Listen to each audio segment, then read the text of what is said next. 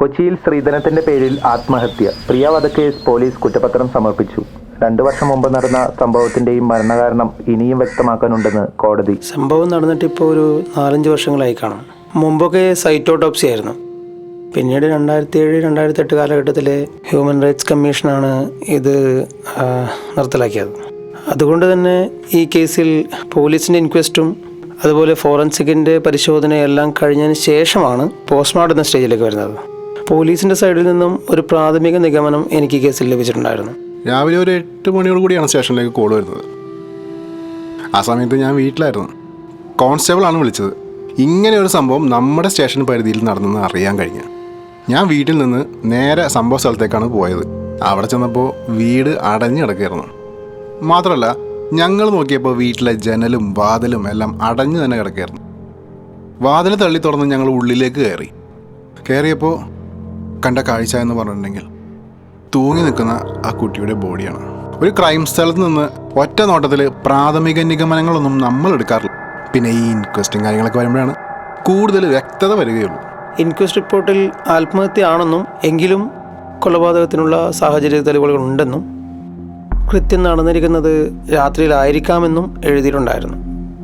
ഈ red blood cells അടിഞ്ഞുകൂടിയ തോൽ ഭാഗത്ത് അമർത്തി നോക്കി അതിൻ്റെ ബേസിലാണ് നമ്മളൊരു സമയം പറയാറുള്ളത്.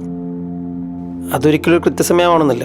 പിന്നീട് പറയാൻ സാധിക്കുന്നത് ഭക്ഷണം കഴിച്ച് കഴിഞ്ഞിട്ടാണ് ഇത് സംഭവിച്ചിരിക്കുന്നതെങ്കിൽ ഭക്ഷണം ദഹിക്കാനുള്ളൊരു സമയം, അതിൻ്റെ ബേസിലാണ് ഒരു സമയം പറയാറ്.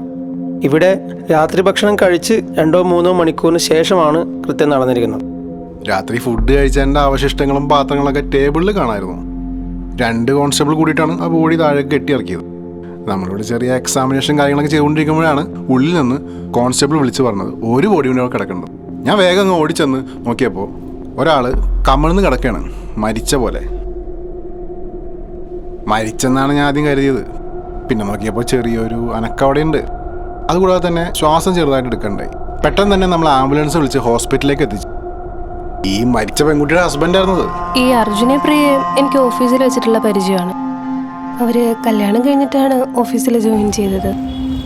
അവരുടെ അറേഞ്ച് മാരേജ് ആയിരുന്നു. അർജുന് എല്ലാ കാര്യങ്ങളും എക്സ്പ്ലോർ ചെയ്യാനുള്ള, പുതിയ കാര്യങ്ങൾ, പുതിയ സ്ഥലങ്ങൾ ഒക്കെ എക്സ്പ്ലോർ ചെയ്യാൻ ഇഷ്ടമുള്ള ഒരാളായിരുന്നു. എന്നെ പ്രിയ ഇതിന് നേരെ ഓപ്പോസിറ്റ് ഉള്ള ആളായിരുന്നു. ആളൊരു നാട്ടിൻപുറം വൈബായിരുന്നു. അധികാരോടും സംസാരിക്കാത്ത, കൂട്ടുകൂടാത്ത അങ്ങനത്തെ ഒരാളായിരുന്നു. അവള് എൻ്റെ അടുത്ത് എല്ലാം തുറന്നു പറയുന്ന ഒരാളായിരുന്നു. ആത്മഹത്യയാണെന്ന് പറയാൻ കാരണമുണ്ട്. ഈ ബോഡി ഞാൻ കണ്ടത് തൂങ്ങിയ നിലയിലാണ്. പിന്നീട് എക്സാമിൻ ചെയ്തപ്പോൾ ഞാൻ ശ്രദ്ധിച്ചത് വലത് കൈയിലെ ചെറുവിരൽ അത് മുറിച്ച് മാറ്റിയ ഒരു അവസ്ഥയിലായിരുന്നു. അതൊരു ഫ്രഷ് വൂണ്ടായിട്ടാണ് എനിക്ക് തോന്നിയത്. ബോഡി തൂങ്ങി നിന്നിടത്ത് രക്തത്തുള്ളികൾ കിടക്കുന്നുണ്ടായിരുന്നു. അത് പിന്നെ റൂമിൻ്റെ ഭാഗത്തേക്കും അതേപോലെ മെയിൻ ഡോറിൻ്റെ ഭാഗത്തേക്കും ഒരു വഴി പോലെ കിടക്കുന്നത് ഞാൻ കണ്ടു. ഓട്ടോപ്സി ചെയ്യുമ്പോൾ കണ്ണു മുതൽ താഴെ വരെയുള്ള എല്ലാ ശരീരഭാഗങ്ങളും നമ്മൾ പരിശോധിക്കും. കണ്ണിലോ ചെവിയിലോ മൂക്കിലോ എന്തെങ്കിലും ദ്രാവകങ്ങളുണ്ടെന്നോ. പക്ഷേ ഈ കേസിൽ അങ്ങനെയൊന്നും ഞാൻ കണ്ടില്ല. പിന്നെ എനിക്ക് തോന്നിയ കുറച്ച് കാര്യങ്ങൾ ഞാൻ പറയാം. കഴുത്തിലെ പാട് അതാരോ വലിച്ച് മുറുക്കിയ പോലെ തന്നെ ഉണ്ടായിരുന്നു.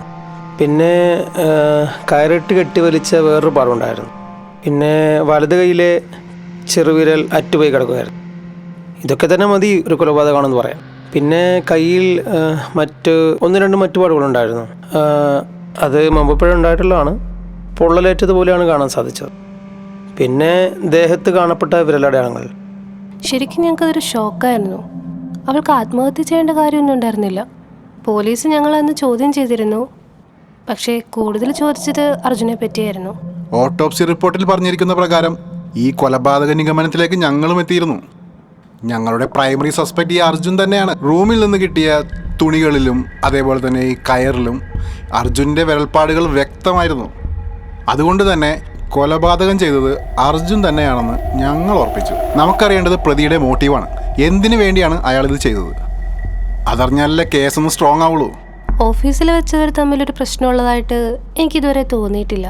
പക്ഷെ ഒരു ദിവസം പ്രിയ എന്നെ വിളിച്ചിട്ട് പറഞ്ഞു, അർജുൻ്റെ സ്വഭാവത്തിൽ എന്തൊക്കെയോ മാറ്റങ്ങളുണ്ട്, അവനവളെ തല്ലിയെന്നൊക്കെ പറഞ്ഞ് അവളൊന്ന് ഒരുപാട് കരഞ്ഞിരുന്നു. പിന്നീട് ഞാനിതിനെപ്പറ്റി പ്രിയയോട് ചോദിച്ചു. അവളൊന്നും പറഞ്ഞില്ല. പക്ഷേ അർജുൻ അങ്ങനെ ഒരാളായിട്ട് എനിക്ക് തോന്നിയിട്ടില്ല. ഇന്നേ വരെ അർജുനെ ഞാൻ അങ്ങനെ കണ്ടിട്ടുമില്ല. ശ്രീധനത്തിന്റെ പേരിലും അല്ലാതെയും ഒരുപാട് വഴക്ക് നടക്കുന്നുണ്ട്. ഇപ്പോൾ ഈ സ്റ്റേഷനിൽ തന്നെ 3-4 കേസുകളുണ്ട്. ആ ഓഫീസിലുള്ള ഫ്രണ്ട്സിനോട് ചോദിച്ചപ്പോഴും പിന്നെ പ്രിയയുടെ വീട്ടുകാരായിട്ട് സംസാരിച്ചപ്പോഴും അവരൊക്കെ പറഞ്ഞതും ഇതേ കാരണങ്ങളൊക്കെ തന്നെയാണ്. അല്ല, ഇത് വെറുതെ പറയണല്ല, തെളിവോട് കൂടി തന്നെയാണ് സംസാരിക്കുന്നത്. പ്രിയയുടെ കസിന് അയച്ചു കൊടുത്തൊരു വീഡിയോ ക്ലിപ്പ് നമ്മുടെ അടുത്ത് കിട്ടിയിട്ടുണ്ട്.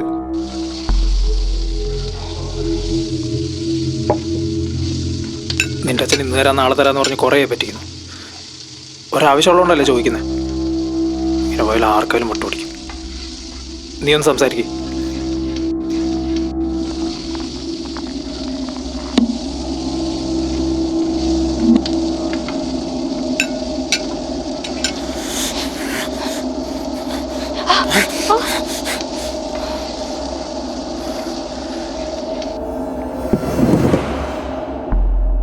ഞാൻ ആ വീഡിയോ കണ്ടിരുന്നു. മദ്യലഹരിയിലാണെങ്കിൽ കൂടെ അവൻ ആദ്യം നോർമലായിട്ടാണ് പെരുമാറിയത്. പിന്നീട് അവൻ്റെ മാറ്റം എന്നെ ശരിക്കും അത്ഭുതപ്പെടുത്തി. ഇതേപ്പറ്റി ഞാനന്ന് പ്രിയടുത്ത് സംസാരിച്ചിരുന്നു.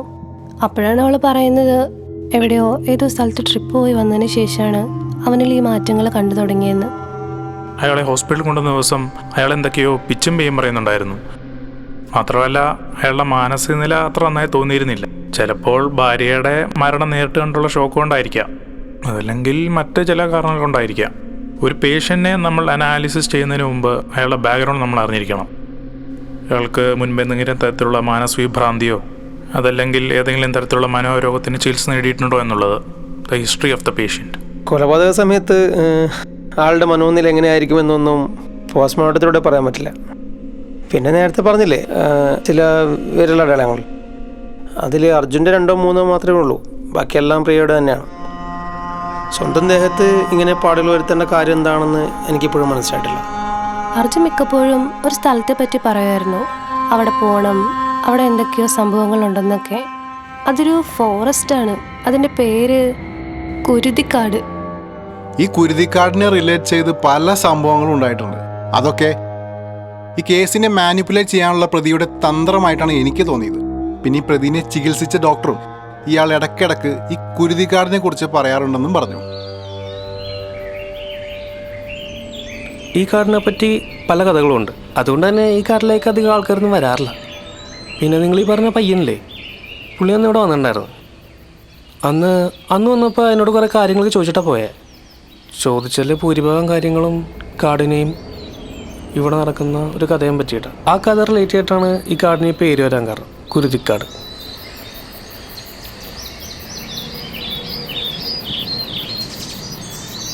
ഈ കഥ എന്ന് പറഞ്ഞാൽ എനിക്ക് വളരെ വിശ്വാസമുള്ള കഥയാട്ടോ. എനിക്കതല്ല, ഈ നാട്ടുകാർക്ക് പലർക്കും വിശ്വാസമുള്ളൊരു കഥയാണ്. പണ്ട് ഈ ബ്രിട്ടീഷുകാരന്മാരുടെ ഭരണം വന്ന സമയത്ത് ഈ രാജാക്കന്മാരുടെയും പ്രമാണിമാരുടെയും അവരുടെ ഈ സ്വത്തുക്കളൊക്കെ ബ്രിട്ടീഷുകാരിൽ നിന്ന് സംരക്ഷിക്കാൻ വേണ്ടിയിട്ട് ഇവർ ഈ കാട്ടിൽ വന്നിട്ട് എന്തൊക്കെയോ പൂജയൊക്കെ ചെയ്തു. എന്നിട്ട് ഒരു മൂർത്തിനെ ആവാഹിച്ചു എന്നാണ് കേട്ടത്.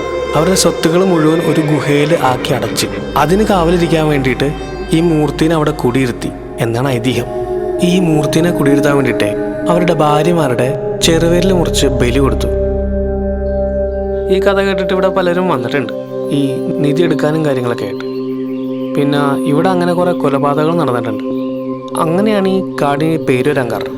അർജുൻ്റെ പാരൻസിനോട് സംസാരിച്ചു കഴിഞ്ഞപ്പോഴാണ് അയാൾക്ക് സ്ക്രിസോഫീനിയ ഉണ്ടായിരുന്നെന്ന് പറഞ്ഞത്. ഇതിൻ്റെ മെയിൻ പ്രോബ്ലം എന്താണെന്ന് വെച്ചാൽ ഇതൊരാളുടെ ചിന്തയാണ് ബാധിക്കുന്നത്. തിങ്കിങ് ഡിസോർഡർ എന്ന് പറയും. ഇതിൻ്റെ മെയിൻ 2 സിംറ്റംസാണ് ഇല്യൂഷൻ ആൻഡ് ഡിലൂഷൻ. ഈ ഡിലൂഷനിൽ വളരെ കോമൺ ടൈപ്പ് ഡിലൂഷനാണ് ഗ്രാൻഡിയോസ് ഡിലൂഷൻ.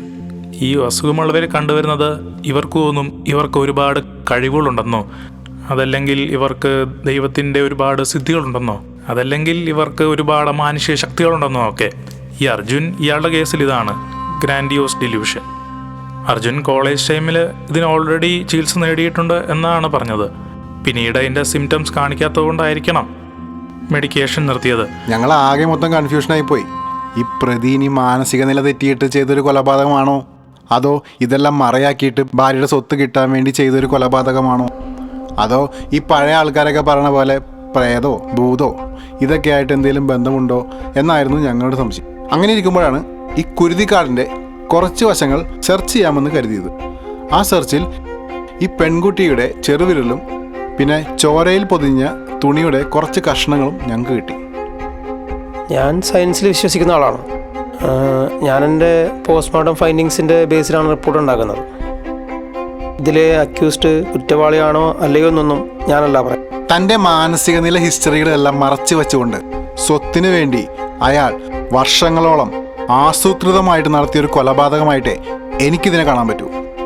എനിക്കറിയില്ല, ഞാൻ എന്ത് പറയാനാ. ചിലപ്പോൾ അവൻ്റെ മാനസിക നില തെറ്റിയപ്പോൾ ചെയ്തു പോയതായിരിക്കാം. അർജുൻ ഇപ്പോഴും എൻ്റെ ചികിത്സയിലാണ്. ഭാര്യ മരിച്ച കാര്യമൊന്നും അയാൾ അറിഞ്ഞിട്ടില്ല.